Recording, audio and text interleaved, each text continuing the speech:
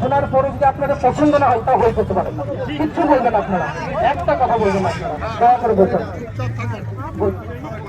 আচ্ছা, সবাইকে নমস্কার জানাই। আমি আপনাদের অভিযোগ অসন্তোষ বুঝতে পারছি, কারণ এই 1-1.5 মাস আমরাও এই একই রকম চিন্তার মধ্যে দিয়ে যাচ্ছি, আমাদের বিএলও যাচ্ছে। কিন্তু আপনারা জানবেন যে আমরা একটা নির্দেশে কাজ করি, কোনো নিয়ম আমার তৈরি করার নয়, আমরা নির্দেশের নিয়ম পালন করি।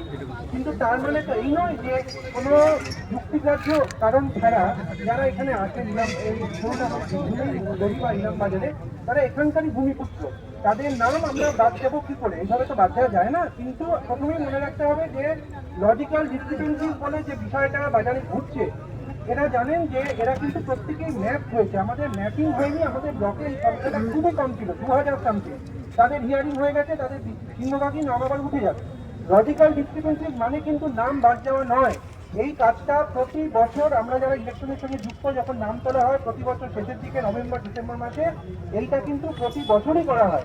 তার মানে হলো ভোটার তালিকায় যে নামগুলো এসছে সেইগুলো যেগুলো ত্রুটি বিচ্যুতি আছে সেইগুলোকে ঠিক করার জন্য। কিন্তু এইটা প্রথমেই মাথা থেকে বের করে নিতে হবে, লজিক্যাল ডিসক্রিপেন্সিতে নাম এসছে